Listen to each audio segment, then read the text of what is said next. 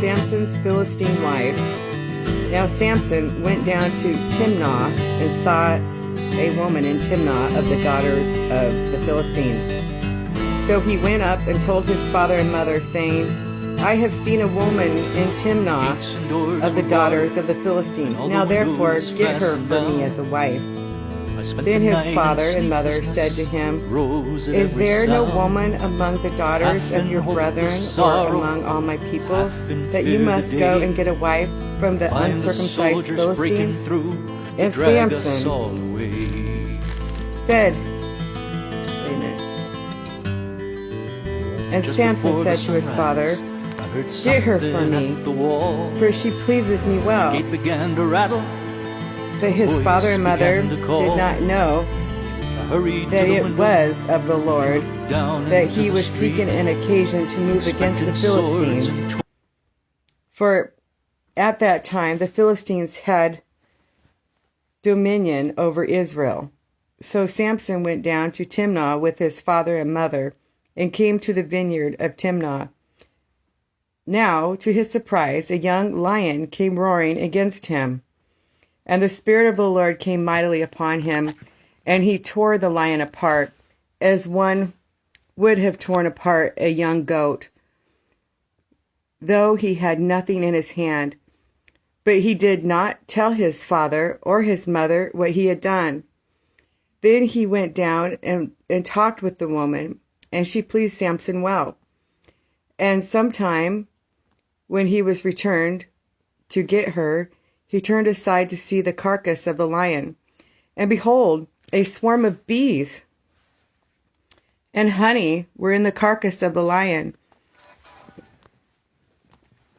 He took some of it in his hands and went along eating.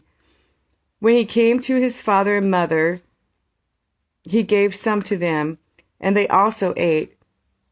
But he did not tell them that he had taken the honey out of the carcass of the lion. So his father went down to the woman, and Samson gave a feast there, for young men used to do so. And it happened, when they saw him, that they brought 30 companions to be with him. Then Samson said to them, Let me pose a riddle to you. If you can correctly solve and explain it to me within the 7 days of the feast, then I will give you 30 linen garments and 30 changes of clothes. But if you cannot explain it to me, then you shall give me 30 linen garments and 30 changes of clothing. And they said to him, Pose your riddle, that we may hear it. So he said to them, Out of the eater came something to eat, and out of the strong came something sweet. Now for 3 days they could not drink. Explain the riddle. But it came to pass on the 7th day that they said to Samson's wife, Entice your husband, that he may explain the riddle to us, or else we will burn you and your father's house with fire. Have you invited us in order to take what is ours? Is that not so? Then Samson's wife wept on him and said, You only hate me.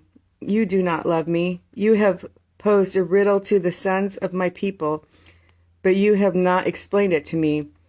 And he said to her, Look, I have not explained it to my father or my mother, so should I explain it to you. Now she had wept on him the 7 days while their feast lasted. And it happened on the 7th day that he told her, because she pressed him so much. Then she explained the riddle to the sons of her people. So the men of the city said to him on the 7th day, before the sun went down, What is sweeter than honey, and what is stronger than a lion? And he said to them, If you had not plowed with my heifer, you would not have solved my riddle. Then the Spirit of the Lord came upon him mightily, and he went down to Ashkelon and killed 30 of their men, took their apparel, and gave the changes of clothing to those who had explained the riddle. So his anger was aroused, and he went back up to his father's house. and Samson's wife was given to his companion, who had been his best man.